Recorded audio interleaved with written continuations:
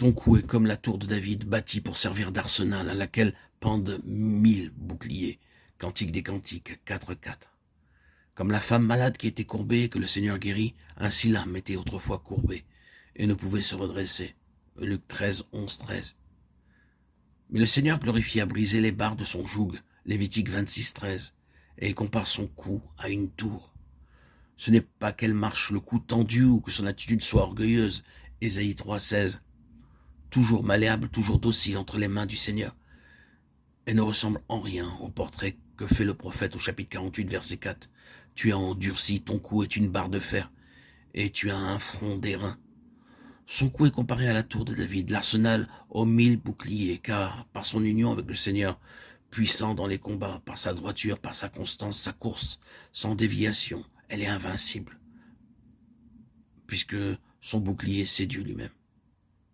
Elle est donc prête pour la guerre contre les puissances des ténèbres, dont les assauts deviennent de plus en plus terribles à mesure qu'elle progresse dans la vie céleste. Tes seins sont comme deux fans jumeaux au milieu des lys, Cantique 4-5.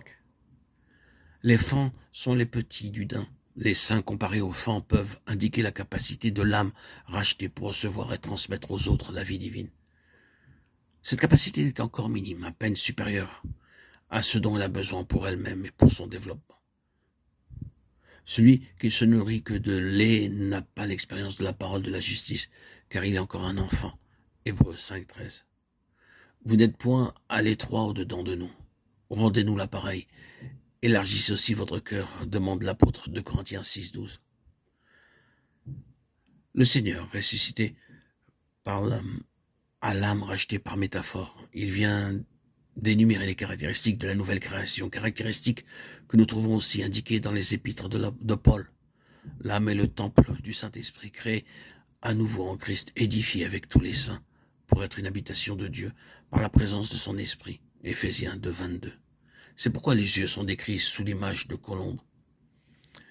Elle est fortifiée par l'Esprit, ce qui lui permet d'avancer dans les lieux élevés, les lieux célestes, comme les chèvres sur les monts de Galaad.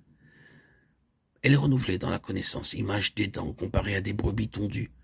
L'âme rachetée a mis de côté la sagesse de ce monde pour être remplie de la connaissance de la volonté de Dieu. Connaissance spirituelle en contraste avec celle qui est naturelle, terrestre.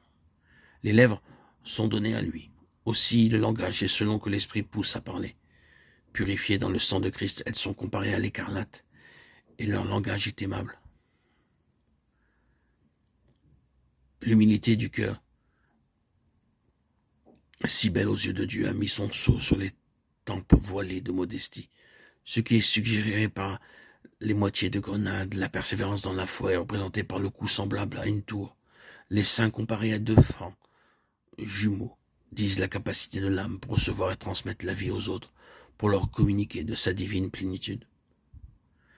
Si quelqu'un est en Christ, il est une nouvelle créature, les choses vieilles sont passées, voici toutes choses sont devenues nouvelles, 2 Corinthiens 5, 17.